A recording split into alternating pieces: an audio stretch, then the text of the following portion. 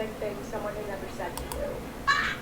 That, I don't know if it's anti-Semitic or racist, but maybe a combination of both. I get the comment, even to this day, on my profile, you can't be Jewish, you're Asian. Fellow Jews, what's that, son? That's funny. You can't be Asian and a Jew. It's not part of the rule. No. You Asian? Yeah, she's half Jew. Half Asian? Asian. Yeah, she's Jason. Or Chew? No, that's more racist, I think. She's more Eastern than most. More Eastern than most. I think that's the safe way to go. Yeah. She's much more East. I want to talk about, like, Judaism on this. Yeah, I try to keep it religion free. Alright. Jewish girls are largely hot. You're cute. You a baddie girl. That's for you. Boo thing? You my little boo thing. Yeah. And Shorty got the fatty. She be catching moods. Alright. Keena had to sit out on this one, guys. Welcome back to the next show. I have another friend with me, / website developer, programmer, D&D expert. Which one you like playing better? Do you like doing the master, or do you like DMing, or do you like being a player? I think I would prefer to just play. Okay. Because I get to have actual, like, I get to have more agency and I don't have to think as hard. Whereas if I'm DMing, I have to come in with a story, and then at the end of all my hard work, people will be His name's Aaron, by the way. I didn't say your name. I just said everything, all your skill sets. It's okay. You're never gonna remember me. I'm Aaron. Aaron. Aaron. But like, yeah. Like most people, they'll play the game and then I'll get like a criticism like, oh, the game was this. I don't understand how this fantastical thing happened. And so, like, I get kind of burned out on DMing. I do like the control, but, like, I'm burnt out. I always feel that it's really good, though, because, you know, as a programmer and, you know, website designer, you also, even though, you know, you say you're burnt out, and I suppose that is the ways of a programmer and a web designer. Yeah. You know, but you still get to, like, set up that canvas, you know, and be able to create. And I always thought that was good. That's always a good thing. But yeah, but we're talking about Assassin's Creed, and they kind of and Ubisoft kind of got into a little bit of hot water with, I suppose you would call them SJWs, Social Justice Warriors, for those that don't know, an acronym, abbreviation. Didn't know which one it was. They got in a hot water with some people on Twitter because of one of their villains. And from what I'm seeing, because I don't have the game Assassin's Creed Valhalla, you know, that's the latest Assassin's Creed that has come out. I'm not even sure. Is that PlayStation 5 or can it be played on all? I think it's playable on everything. Okay. Ubisoft likes money. Yeah, so they would probably play it on all. Yeah. From what I'm seeing, it's a character in there. I'm not sure if it was a big major character or you know, one of those characters that you just beat and then keep it going. Apparently she has burn marks on her face from some sort of childhood accident. I'll probably leave the description of it. A lot of people took issue was the description of what was said, like how she was ashamed of her burn marks, and she would use it to cover up her face, and from what I'm seeing, it drove her insane. But in this perspective, I was just thinking like how if games are art, correct, and art reflects reality, I don't really see why that should be an issue. Because the thing is, especially when you think of like people that were in horrible accidents and how that does affect their psyche, and we see that all throughout any other media, you know. And this isn't the first time I've seen like somebody being disfigured. In fact, I probably could go to like any Marvel movie where we would find somebody that's disfigured. Freaking Dr. Glass, Mr. Glass. Mr. Glass is disfigured. From, and that had an issue with his psyche. So I don't really see how that is. It broke. Dr. Glass. It's Mr. Glass. I'm sorry. Mr. Glass from what's the guy's name? The director. M. Night Shyamalan. M. Night Shyamalan from his movie. Mr. Glass, which was from the movie. We started from his initial movie Unbreakable that came out in early 2000. Go ahead. Came out in 2001, but like there's also like Two-Face, who at the end of him getting scarred on his face, like he cracks, and it's a possibility that the acid makes it to his brain, but it's like he is ugly. In fact, they go into the ugliness of the villain in Unbreakable, where they talk about how the hero is symmetrical and the villain is asymmetrical, and he's just visually just harder to look at. So, if anything, it's been part of art for a while to make someone ugly the villain. As far as the chick being a monster because she's been traumatized in such a way, when you're hit with real life, you have two doors to go through. Either you take the door one, where you're like a stable human being because of it, or you go through door two, where you did not recover from that situation at all. And having a villain whose whole thing is like, yeah, I was traumatized, I didn't recover from it, and I take it out on everybody else, totally works. We live in this weird age where everyone with a disability has to be made a hero. You don't have to. But we're forcing all these kids into thinking it's the healthy, more responsible thing to do to make these sort of victims the heroes. Like even in D&D we have this wheelchair item that got really popular. But it's like, I can't even imagine having a guy in a wheelchair in an adventure when there's like stairs and stuff, or like, oh, who's gonna climb the rope? Clearly not wheelchair wizard. Like, so sorry, but like at the same time, it's a fantasy. Mm-hmm. In my fantasy world, I can't. I don't get eczema. I don't have asthma. Nobody has asthma in fantasy world. Is it a bad thing? Is it ableist? Like in anyone's fantasy, would they want to have their disabilities? Absolutely not. So yeah. But I think that also in fantasy, you should be able to, or in art, you should be able to reflect that not everybody recovered well, you know, because I mean burn marks, being struck with any disability, you know, that can leave a lasting effect, right? In fact, I think that's all of what Mr. Glass was about, right? You know, he was trying to find his purpose, and his purpose was to, you know, find other heroes, you know, regardless of how devastating the disasters he set up. Spoilers, if you didn't watch it, you've had 20 years. Yeah, you had 20 years. You had 2 decades. Yeah, you know, and that, you know, messed with his psyche. So the thing is, I just think that, and I guess that, you know, again, it's a psychological effect. Now, I'm not saying that, you know, people can't recover, but there are those. But I believe you should be able to tell both stories. Like, okay, I got these burn marks. Yeah. But now they're a part of me now. You know, in fact, they are me.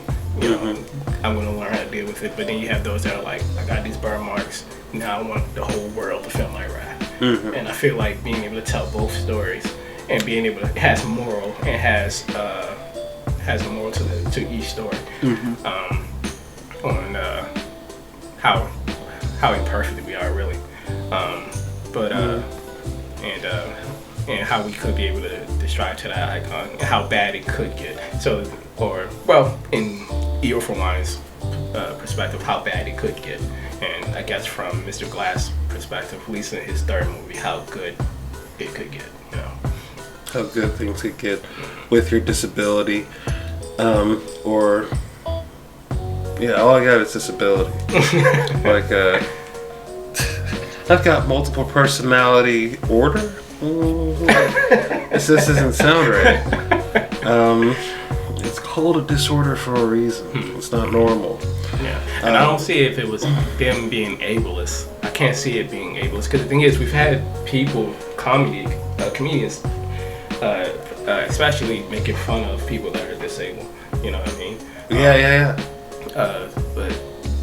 But in this genre, and again, I don't necessarily believe that should be a bad thing. I believe that we should be able to like do that for a system of healing, and not to. I was listening to this one comedian. He was talking about it, and he was saying how you know, he had somebody that was in his front row, and the person was blind, and he was just making jokes about him being blind. And I think it was off. It wasn't like he wasn't assaulting him. It was jokes, you know. But one of the why couldn't he sit in the back? What's he gonna miss? Go on. But one of the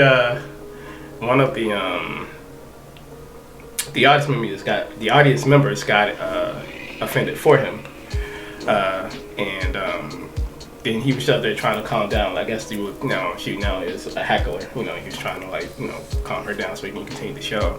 And then he asked the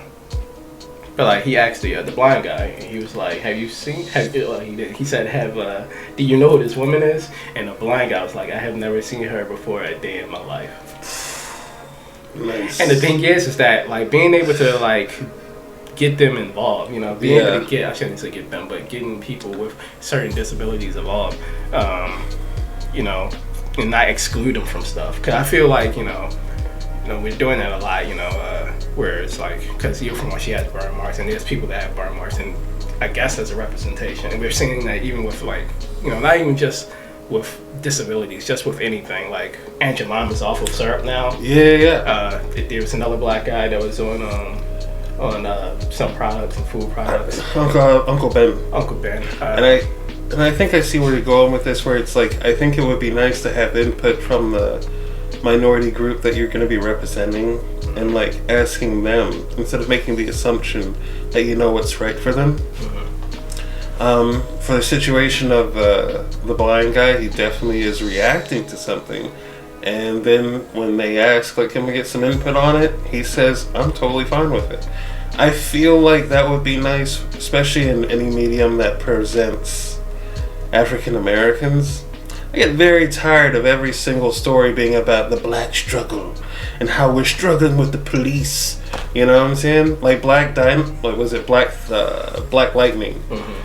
There's always like these woke stories, and it's like not every black guy lives in that world where we're fighting against oppression, we're fighting against the police and stuff like that. We're not all the same person. Yeah. And it gets very frustrating because then you wonder, like, well, why does everyone see us all as one hive mind? Yeah, I think my favorite black character, even though you can technically say he was fighting against oppression, Morpheus. But I would like to see more. It's different. It wasn't racial oppression. Yeah, it wasn't. It was literally the machine. And it was just cool. Not because he was black. It was just a cool character. He did a really great job. But it's not really fair. It's like it's Lawrence Fishburne. Yeah, at the time. But like, who else could have did that role that well? You know? You're right. At that time, yeah, you're right. Can you imagine? Michael Jai White, maybe. Well, at least the fight scenes, perhaps. Maybe not the Morpheus character, maybe, because he's more like he's a different type of actor, I suppose. I think it's because Morpheus has gravitas? Like he has like a weight to him. Yeah. Whereas Michael Jai White has like a very campy sort of weight to him when he's in movies. Yeah. They almost had what's his face in it? Will Smith as Neo. Yeah. That would have been a mood killer right there. Like it would have been super hard to come into the theaters not expecting him to go like woohoo or something stupid.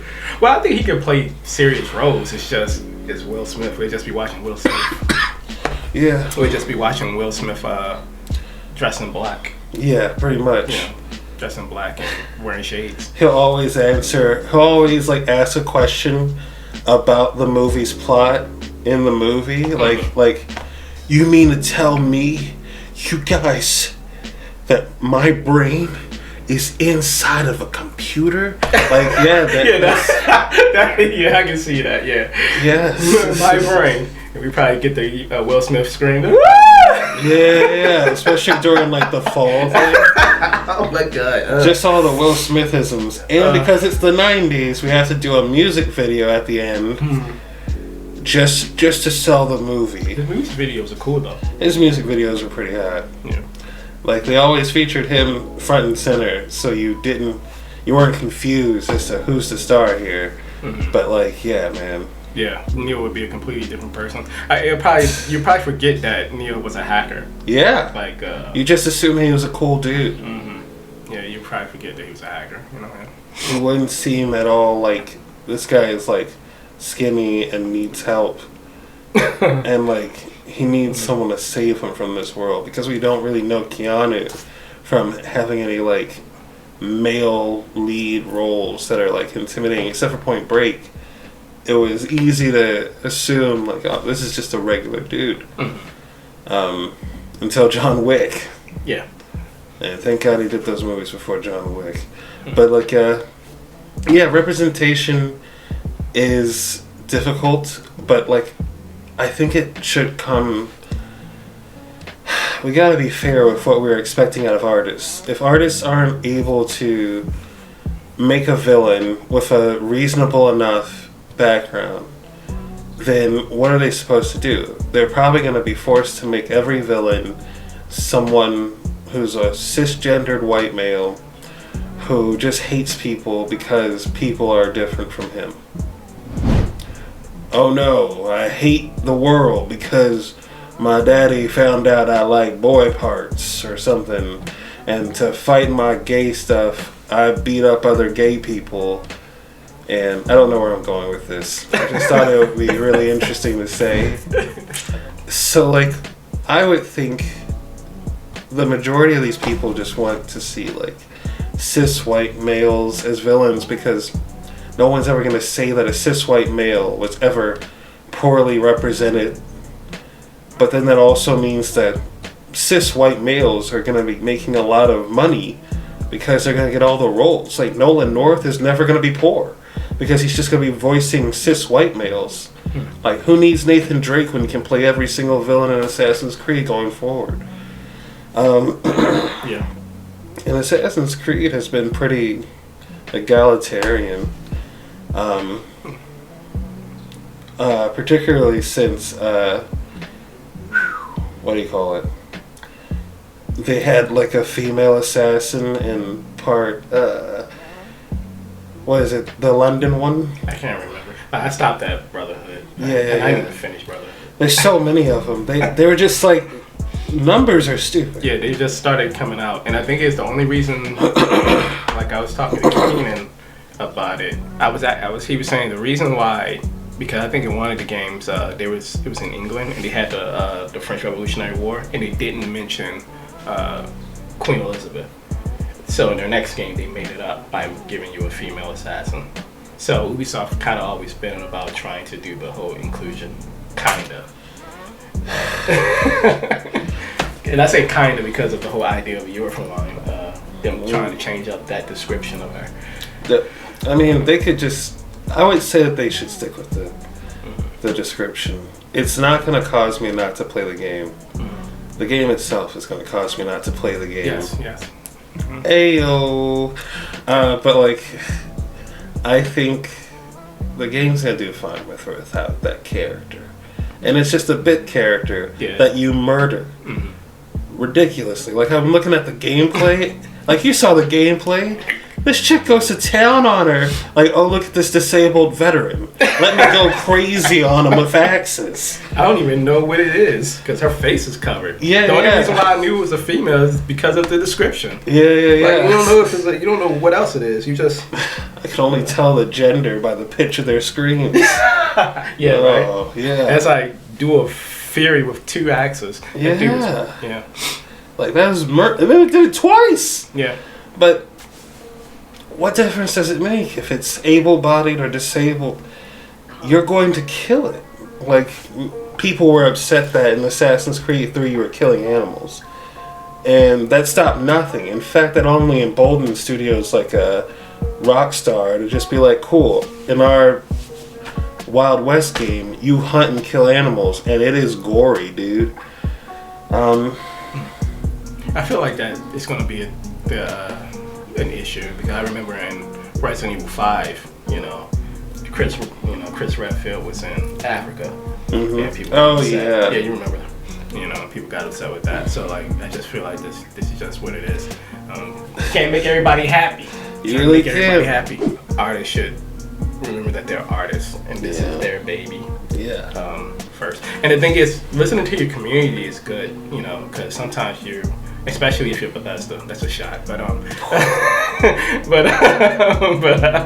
like, especially if they'll come up with an idea and be like, oh, that's a great idea. You're just listening to them and taking polls, and But I think when it comes to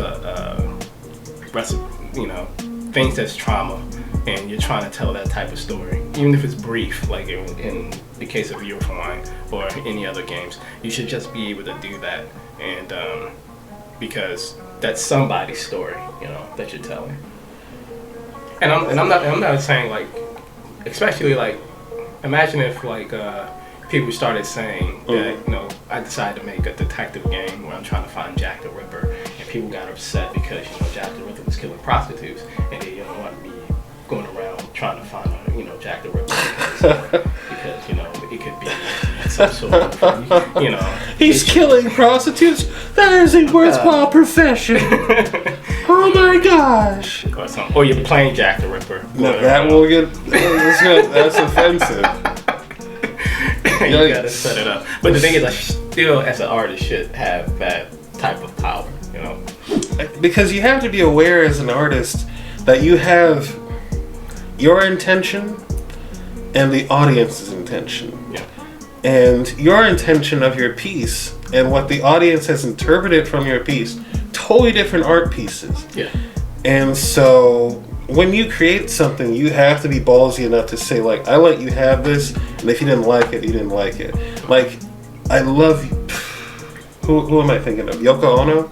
A lot of people don't like her, but I kind of like her artwork. Mm-hmm. Partly because she's got the boldness to say, like, if you don't like it, you don't have to. Yeah. There are a couple of movies that are out right now where it's like, you don't have to like it if you don't want to. Anime. No one's forcing you to like anime, and no one's forcing anime to be liked by anybody. Yeah. Like, they'll just keep releasing the same nonsense that they know their audience wants, and people will be happy. But if we complain about it, will they change anything? Absolutely not. Remember how we were complaining about how, like, there's no black characters in anime? Only to realize later on that all the characters are essentially Japanese. Yeah. So what do we know? So I feel like when we complain... Except for My Hero Academia, that's just nothing but a bunch of Americans messing stuff up in Japan. It's, like, All Might is straight up American. Straight up American. Blonde hair, blue eyes. Mm-hmm. Yeah. Texas Smash. Yeah. There's just... I think what your suggestion is pretty good, though. Having everyone being represented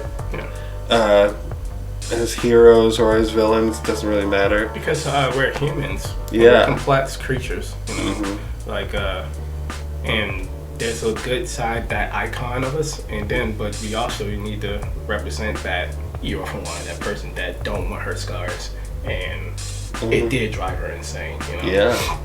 We should be able to see both, and and not shy away from it. Artists, just remember that. You can't keep letting people just have their way about how you dictate where your art goes. Yeah. You guys are great. Input is good, but input is good, and it will help to try to for like DLC and stuff like that. I don't mind input, and I don't mind you being able to speak to your community, because in the end of the day, they're technically your boss, but at the same time, there's a sense of artistic integrity that you should have. Yeah. But that's my input. Yeah.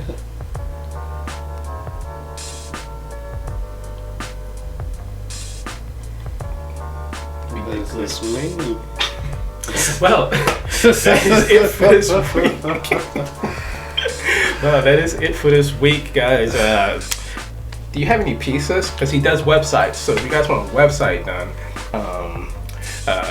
let me know, I suppose. Leave it in the comments. He also programs, so if you guys are looking for a programmer, wanna make a game? Let's do it. yeah, he's ready. Follow this guy on TikTok. I'll post that too. Aaron All the links will be in the Arnold description. 5. Yep, all the links Yeah. will be in the description. This dude's hilarious. But that is it. Follow me on all my socials, you know, and you guys take care, be safe, and